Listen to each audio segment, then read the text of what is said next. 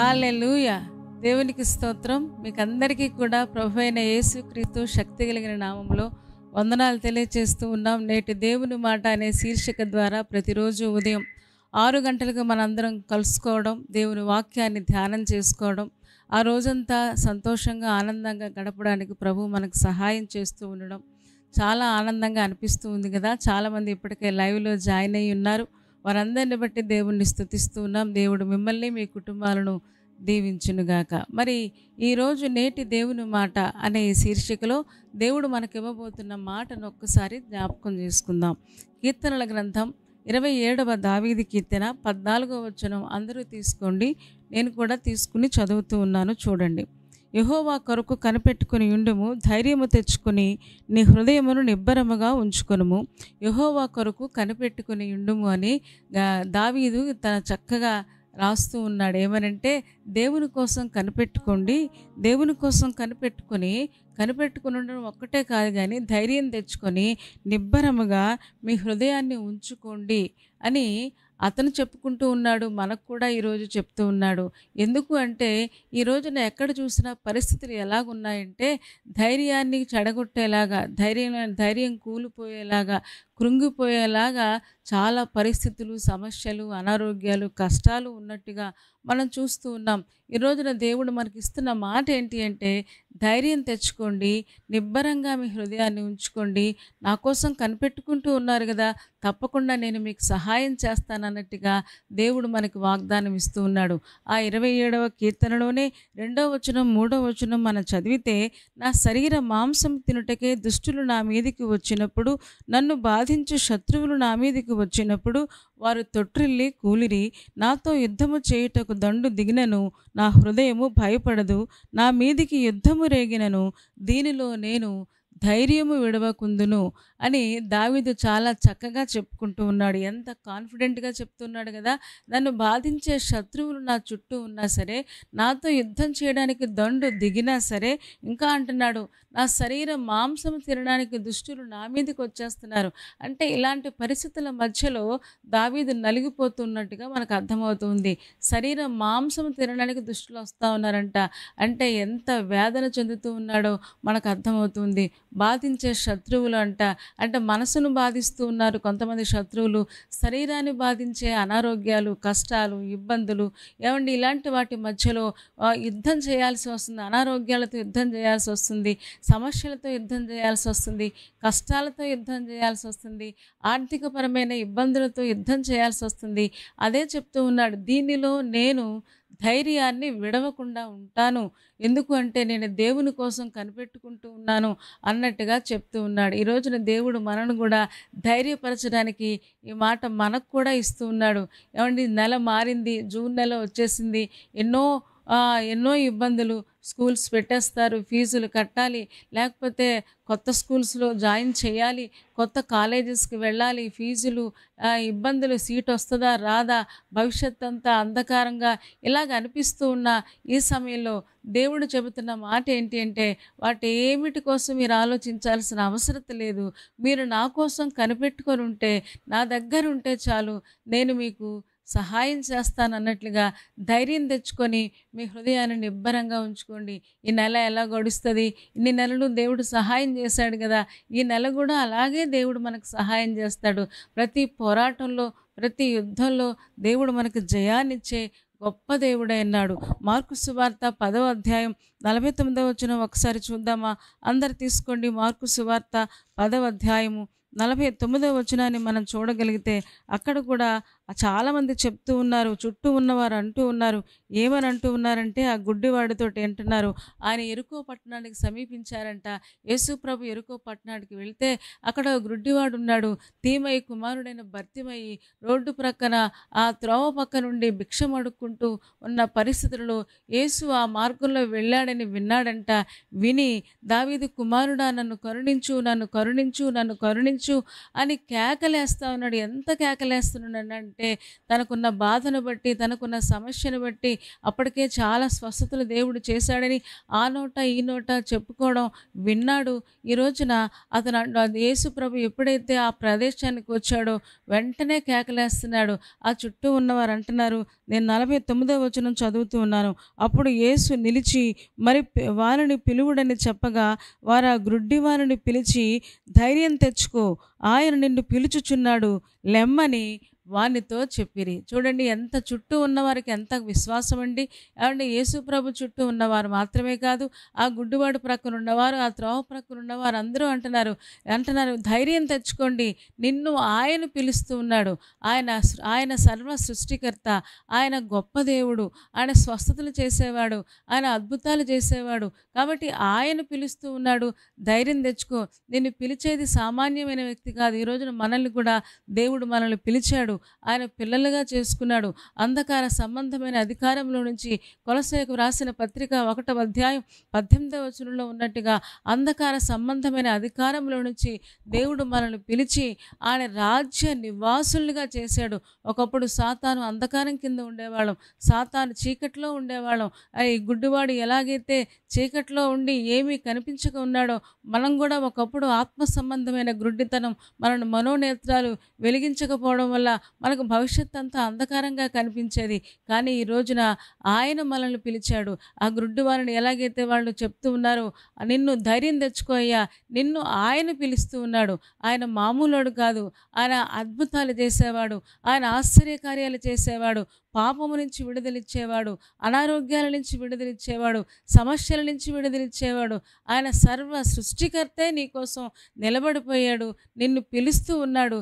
ధైర్యం తెచ్చుకో. ఈ రోజున మనం కూడా దేవుని చేత పిలువబడిన వారం అంత మాత్రమే కాదు, ఏర్పాటు చేయబడిన వారం. ప్రయాసపడి భారం మోసుకునిచున్న సమస్తమైన వారలారా నా దగ్గరికి రండి అని దేవుడు ఎప్పుడో మనల్ని పిలిచాడు కదా, మనం వచ్చేసాం. ఈ రోజున ఒక్కొక్కసారి మనకు ధైర్యం సరిపోవట్లేదు. దేవుడు అంటూ ఉన్నాడు, ధైర్యం తెచ్చుకొని నిబ్బరంగా మీ హృదయాల్ని ఉంచుకోండి. ఎందుకంటే మిమ్మల్ని పిలిచిన దేవుడు నమ్మదగినవాడు. మిమ్మల్ని పిలిచిన పిలుపు మామూలు పిలుపు కాదు, సర్వ సృష్టికర్తే మనల్ని పిలిచాడు. కాబట్టి ధైర్యంగా ఉందామని, ధైర్యంగా ఉండమని చెప్తూ ఉన్నాడు. ఒకవేళ ధైర్యం లేకపోతే ఏమవుతుంది? ఈ మాట చెప్పుకొని మనం ముగించుకుందాం. ధైర్యం లేకపోతే మన చుట్టూ ఉన్న అనారోగ్యాలతో కానీ, సమస్యలతో కానీ, యుద్ధాలతో కానీ మనం యుద్ధం చేయలేం. మనం యుద్ధాలు చేయాలంటే మనసు నిండా ధైర్యం ఉండాలి. ఆ ధైర్యం దేవుడి దగ్గర నుంచి మాత్రమే మనం పొందుకోగలం. ఎందుకంటే సిలువ మీద కూడా ధైర్యంగా నిలబడిన యేసు ప్రభువును మనం చూడగలిగితే తప్పకుండా అదే ధైర్యాన్ని దేవుడు మనకు కూడా ఇస్తాడు. సిలువను చూసి ఆయన పారిపోలేదు కానీ, సిలువను చూసి ఆయన వెనక్కి వెళ్ళిపోలేదు కానీ, ఈ రోజున అదే ధైర్యాన్ని దేవుడు మనకి ఇస్తూ ఉన్నాడు. మనం కూడా రకరకాల సిలువలు మోస్తూ ఉన్నాం. ఈ రోజున ఏ సిలువ మనం మోస్తూ ఉన్నామో ధైర్యం తెచ్చుకుందాం. ఆ సిలువ మీద ధైర్యంగా ఉండడానికి మనం ప్రయత్నం చేద్దాం. సమూయేలు రాసిన మొదటి గ్రంథం 30వ అధ్యాయము 6వ వచనాన్ని మనం ఒకసారి చూద్దామా? అందరూ తీసుకోండి. సమూయేలు రాసిన మొదటి గ్రంథం 30వ అధ్యాయము 6వ వచనం చదువుతూ ఉన్నాను, మీరు కూడా ఒక్కసారి చూసుకోండి. అందులో రాయబడింది ఏంటి అంటే, చూడండి, దావీదు మిక్కిలి దుఃఖపడెను, మరియు తమ తమ కుమారులను బట్టి కుమార్తెలను బట్టి జనులకందరికీ ప్రాణము విసిగినందున రాళ్ళు రువ్వి దావీదును చంపుదము రండిని వారు చెప్పుకొనగా, దావీదు తన దేవుడైన యెహోవాను బట్టి ధైర్యము తెచ్చుకొనును. ఏమంటే దావీదు సిక్లగులో ఉన్నాడు. ఏమంటే సౌలు చేత తరమబడుతూ పారిపోతూ ఈ సిక్లగులో తన చుట్టూ ఉన్న జనాంగంతో కలిసి నివసిస్తూ ఉన్నప్పుడు, దావీదు లేనప్పుడు అమాలేకీయులు వచ్చారంట. వచ్చి కుమారులను కుమార్తెలను అందరినీ పట్టుకెళ్ళిపోయారంట. చిన్నదేంటి పెద్దదేంటి అంతా దోచుకొని వెళ్ళిపోతే అందరూ కూడా చాలా బాధపడుతూ ఏడ్చారంట. అప్పుడు దావీదుకి ధైర్యం సరిపోలేదు.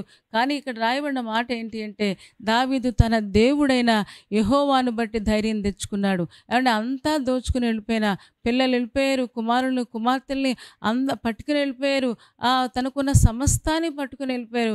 ఇంకంతా కూడా నిరోమయంగా అయోమయంగా కనిపిస్తున్న ఆ సమయంలో, భవిష్యత్ అంతా అంధకారంగా కనిపిస్తున్న ఆ సమయంలో దావీదు ఒక్కటే గుర్తు చేసుకున్నాడు, నా కొండ నీవే కదా, నా కోట నీవే కదా, నువ్వు నాకు తోడుగా ఉన్నావు కదా అని చెప్పి ఏఫోదు తెచ్చుకొని ఏఫోదు ధరించుకొని ఆయన దగ్గర ప్రార్థన చేసి ధైర్యాన్ని పొందుకున్నట్లుగా మనం చూస్తూ ఉన్నాం. అదే 30వ అధ్యాయము 2వ వచనం, అలాగే 2 నుంచి 5 వరకు మనం చదివితే, ఘనులనేమి అల్పులనేమి అందులో ఉన్న ఆడువారందరినీ చెరపట్టుకొని చంపక వారిని తీసుకొని వెళ్ళిపోయుండిరి. దావీదును అతని జనులను పట్టణమునకు వచ్చి అది కాల్చబడి ఉండుటయు, తమ భార్యలను కుమారులను కుమార్తెలను చెరలోనికి కొనుపోబడి ఉండుటయు చూచి ఇక ఏడ్చుటకు శక్తి లేకపోవునంత బిగ్గరగా ఏడ్చిరి. ఇశ్రాయేలీయురాలైన అహీనోయము కర్మెలీయుడైన నాబాలు భార్య అయిన అబీగయలు అని దావీదు 2 భార్యను చెరలోనికి కొనుక్కోబడగా దావీదు కూడా చాలా బిగ్గరగా ఏడ్చాడు. ఇక ఏడవడానికి శక్తి లేకపోయినంతగా వారందరూ ఏడుస్తూ ఉన్నారు. ఎందుకంటే వాళ్ళు ఎంత సంపాదించారో, ఎంత కష్టపడి కూడబెట్టుకున్నారో అదంతా పోగొట్టుకున్నారు. అదంతా ఒక ఎత్తు అయితే తమ కుటుంబాలను పోగొట్టుకున్నారు, పిల్లల్ని పోగొట్టుకున్నారు. ఏం చేయాలి? అందరూ కలిసి ఒకటే అనుకున్నారు, ఈ దావీదు దగ్గరకు చేరడం వల్ల కదా మనకి ఇలాగైపోయిందని దావీదు మీద రాళ్ళు రువ్వడానికి ప్రయత్నం చేశారు. ఇక దావీదు ఏమీ చేయలేని పరిస్థితిలో, ఎందుకంటే వాళ్ళందరికీ నాయకుడు దావీదు కదా. సాధారణంగా నాయకుడి మీద ఒత్తిడి ఉంటుంది కదా, అది కుటుంబ యజమానైనా కుటుంబ యజమానురాలైనా. ఏమండి, ఈ రోజున చాలామంది ఒత్తిడికి గురవుతూ ఉన్నారు. కుటుంబాన్ని ఎలా నడిపించాలి, సమస్యలు ఎలాగా, లేకపోతే పరిస్థితులను ఎలాగా ఎదుర్కోవాలి, రకరకాల ఒత్తిడి మధ్యలో నలిగిపోతూ ఉంటే ఈ రోజున దావీదు కూడా అలాంటి ఒత్తిడి మధ్యలో ఎలాగైతే ధైర్యం తెచ్చుకున్నాడో మనం కూడా దేవుడైన యెహోవాను బట్టి ధైర్యం తెచ్చుకుందాం. ఆయన యెహోవా ఈరేగా ఉన్నాడు, ఆయన యెహోవా షాలోమ్గా ఉన్నాడు, ఆయన యెహోవా నిస్సీగా ఉన్నాడు. కాబట్టి ఆయన్ని బట్టి మనం ధైర్యం తెచ్చుకుండి. ఎప్పుడైతే ఏఫోదు తెచ్చుకొని ప్రార్థన చేశాడో వెంటనే ధైర్యం వచ్చిందంట. ధైర్యం, మనసు నిండా ధైర్యం ఉంటే చాలండి. మన దగ్గర ఏమున్నా ఏమి లేకపోయినా మనసు నిండా ధైర్యం ఉంటే మనం ప్రతిరోజు ఏదో ఒక పోరాటం, ఏదో ఒక సమస్య, ఏదో ఒక అనారోగ్యం, ఏదో ఒక ఇబ్బంది, ఏదో ఒక శోధన, దానిని ఎదుర్కోవాలి అంటే ఆ శక్తి మన హృదయానికి ఉండాలి. ఆ హృదయానికి ధైర్యపరిచేది దేవుడు ఒక్కడు మాత్రమే. ఆయన ఒక్కడే మనల్ని ధైర్యపరిచేవాడు. కాబట్టి ధైర్యం తెచ్చుకున్నాడంట. ఏం చేసాడు చూడండి. 30వ అధ్యాయము, అదే సమూయేలు గ్రంథం 30వ అధ్యాయము 18-19 వచనాలు చదువుతూ ఉన్నాను, మీరు కూడా చూడండి. ఇలాగున దావీదు అమాలేకులు దోచుకొని పోయిన దానిని అంతటినీ కూడా తిరిగి తెచ్చుకున్నాడు. మరియు అతడు తన 2 భార్యలను రక్షించెను. కుమారులేమి కుమార్తెలేమి దోపుడు సొమ్మేమి వారు ఎత్తుకొని పోయిన దాని అంతటిలో కొద్దిదేమి గొప్పదేమి ఏదీ తక్కువ కాకుండా దావీదు సమస్తమును రక్షించెను అని చెప్తూ ఉన్నాడు. ప్రైజ్ ద లార్డ్, హల్లెలూయా. చూసారా, ధైర్యం లేకపోతే తన ముందుకు వెళ్ళగలిగేవాడు కాదు. ధైర్యం లేకపోతే అలా ఏడ్చుకుంటూ ఉండిపోతే తను ఏమీ చేయగలిగేవాడు కాదు. ఏడ్చాడు. అదే సమయంలో దేవుణ్ణి బట్టి ధైర్యం తెచ్చుకున్నాడు. నాకు గొప్ప దేవుడు ఉన్నాడు, ఈ యుద్ధాల నుంచి విడిపించే దేవుడు, సమస్యల నుంచి విడిపించే దేవుడు, అనారోగ్యాల నుంచి విడిపించే దేవుడు, ఈ కష్టాల నుంచి విడిపించే దేవుడు. అమాలేకీయుడు ఎత్తుకొని పోయిన దానిని, సాతానుడు ఎత్తుకొని పోయిన ప్రతీది కూడా, ప్రతి దాని నుంచి కూడా తిరిగి తెచ్చుకొనగలిగిన ఆ సత్తా నాకు దేవుడు ఇస్తాడు అన్న ధైర్యంతో వెళ్ళాడంట. వెళ్ళి కుమారులనేమి కుమార్తెలనేమి కొద్దిదేమి గొప్పదేమి సమస్తాన్ని ఒక చీపురుపుల్లో మొదలుకొని ఒక చిన్న దుప్పటి నుంచి లేక పెద్ద ఆయుధం వరకు కూడా సమస్తాన్ని అతను అన్నీ కూడా సంపాదించుకున్నట్లుగా మనం చూస్తూ ఉన్నాం. అతను ఆ రోజు యుద్ధం చేయగలిగాడంటే కారణం ఏంటి అంటే మనసులో ధైర్యం ఉంది. ఆ ధైర్యం ఒక్కటే మన దేవుడు మనకు ఉన్నాడు అనే ధైర్యం. ప్రార్థన ద్వారా మాత్రమే ఆ ధైర్యం మనకు వస్తుంది. దావీదు ఏం చేయలేని పరిస్థితుల్లో మోకాళ్ళు వేశాడు, ప్రార్థన చేశాడు, వెంటనే ధైర్యం తెచ్చుకున్నాడు, అమాలేకులతో యుద్ధం చేశాడు, సమస్తాన్ని తెచ్చుకున్నాడు. మనకు కూడా ప్రతిరోజు ఏదో ఒక పోరాటం ఉంటుంది, ఏదో ఒక సమస్య, జీవిత కాలం అంతా కూడా ఏదో ఒక సమస్య, ఏదో ఒక ఇబ్బంది, ఏదో ఒక కష్టం ఉంటూనే ఉంటుంది. మరి వాటన్నిటి మధ్యలో మనం ధైర్యంగా పోరాడాలి, ఎదుర్కోవాలి అంటే మన మనసులో ధైర్యం ఉండాలి. ఆ ధైర్యం ఎలా వస్తుందంటే యెహోవా కోసం కనిపెట్టుకొని ఉంటే ధైర్యం తెచ్చుకొని నిబ్బరంగా మన హృదయాలని ఉంచుకోగలం.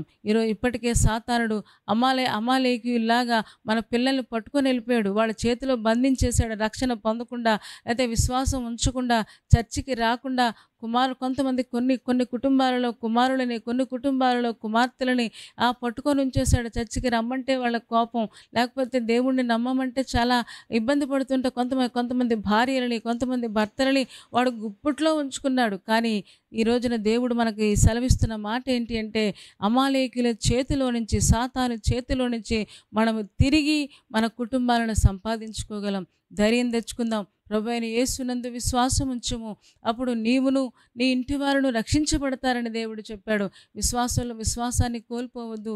విశ్వాసం ఉంచుదాం. మనసు నిండా ధైర్యం తెచ్చుకుందాం.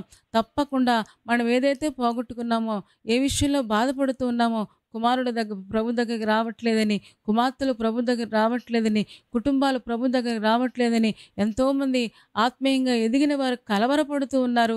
పిరికితనంతో ఇంకా నేను చూడలేనేమో అనుకుంటూ ఉన్నారు. అలా అనుకోవలసిన పరిస్థితే లేదు. ఎందుకంటే మనం నమ్మిన దేవుడు, మనల్ని పిలిచిన దేవుడు చెప్తూ ఉన్నాడు, ధైర్యం తెచ్చుకో. మనల్ని పిలిచిన దేవుడు సర్వ సృష్టికర్త, ఆయన నిన్ను పిలుస్తూ ఉన్నాడని ఆ గ్రుడ్డివాడికి ఎలా చెప్పారో, ఈ రోజున మనం కూడా మనల్ని పిలిచే ఆయన్ని బట్టి మనం ధైర్యం తెచ్చుకోవాలి. పిలిచాడు అంటే ఆయన ఏదో ఒకటి చేస్తాడు. పిలిచాడు అంటే ఆయన మామూలుగా వెళ్ళనివ్వడు. ఏమండి, పిలిచారు అంటే భోజనం పెట్టి పంపిస్తాం కదా, పిలిచాము అంటే వాళ్ళకి అన్ని కార్యక్రమాలు చేసి ఇస్తాం కదా, పిలిచాము అంటే వాళ్ళకి ఏదో పని ఇస్తాం కదా. మరి మామూలు మనుషులే అలా చేయగలిగితే సర్వ సృష్టికర్త మనల్ని పిలిచాడు కదా. పిలిచిన దేవుడు, ఏర్పాటు చేసుకునే దేవుడు మనల్ని విడిచిపెట్టేస్తాడా? మనల్ని విడిచిపెట్టే దేవుడు ఎంత మాత్రము కాదు. కానీ మనం ఒక్కటే ప్రార్థన ద్వారా గుండె నిండా ధైర్యం తెచ్చుకోవాలి. పిరికితనం గల ఆత్మను దూరంగా ప్రభు యేసు సహాయంతో, ప్రభువా ఈ పిరికితనం నుంచి నాకు విడుదల ఇవ్వండి అని మనం ప్రార్థన చేస్తే తప్పకుండా దేవుడు మనకు సహాయం చేస్తాడు. మనం కోల్పోయిన సమస్తాన్ని కూడా తిరిగి మనం సంపాదించుకుంటాం. మన కుమారులను సంపాదించుకుంటాం. కాన్ఫిడెంట్గా చెప్పండి, కుమార్తెలను సంపాదించుకుంటాం. మన కుటుంబాలను ప్రభు కోసం సంపాదించుకుంటాం. ఇందులో అనుమానం ఏమీ లేదు. కానీ అప్పటి వరకు మనం చేయాల్సింది ఒకటే, దీనిలో మనం ధైర్యం విడవకుండా దేవుడైన యెహోవాని బట్టి ధైర్యం తెచ్చుకొని మనం ముందుకు వెళ్ళాలని దేవుడు కోరుకుంటూ ఉన్నాడు. మరి అలా చేయడానికి పరిశుద్ధాత్మ దేవుడు మనందరికీ కూడా సహాయము చేయునుగాక. తలలు వంచండి, కళ్ళు మూసుకోండి, చిన్న మాట ప్రార్థన చేసుకుందాం. పరిశుద్ధుడా, ప్రేమ కలిగిన మా తండ్రి, నీ బంగారు పాదములకు వేలాది వందనాలు, స్తోత్రాలు చెల్లిస్తూ ఉన్నాం. నువ్వెంత మంచి దేవుడవు, ఎంత ప్రేమ కలిగిన దేవుడవు, ఎంత కృపగలిగిన దేవుడవు నాయన. ఈరోజు మీరు మాకిచ్చిన మంచి మాట కోసం మీకు వందనాలు దేవా.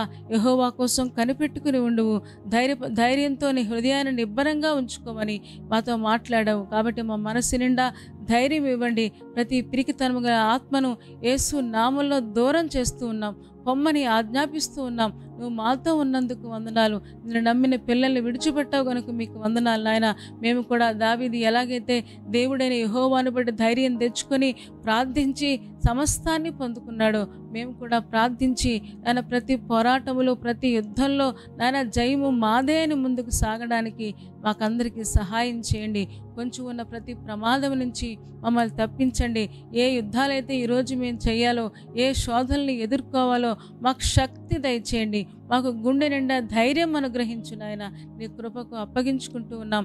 ఈరోజు నాయన ఎంతమంది లైవ్లో జాయిన్ అయ్యి వాక్యాన్ని చూస్తూ ఉన్నారో, లైవ్ తర్వాత కూడా వాక్యాన్ని చూసి నాయన ధైర్యం తెచ్చుకుంటూ ఉన్నారో, వారిని కూడా ధైర్యపరచుము, బలపరచుము. వారి కుటుంబాలను కూడా దీవించి ఆశీర్వదించుము. వారు ఏ పనుల మీద బయటికి వెళుతూ ఉన్నారో, ఏ ప్రయాణాలు చేయబోతూ ఉన్నారో, ఎలాంటి నాయన యుద్ధాలు ఎదుర్కోబోతున్నారో, ఎలాంటి సమస్యలను ఈరోజు డీల్ చేయబోతున్నారో, ప్రతి విషయంలో కూడా వాళ్ళ మనస్సుకు ధైర్యం ఇచ్చి మీరే నడిపించుము. వారి కుటుంబాలను దీవించి ఆశీర్వదించుము. తిరిగి రేపటి కోసం మమ్మల్ని అందరినీ సిద్ధపరచుమని యేసయ్య శక్తి కలిగిన నామములో ప్రార్థించి వేడుకొనుచున్నాము తండ్రి. ఆమేన్.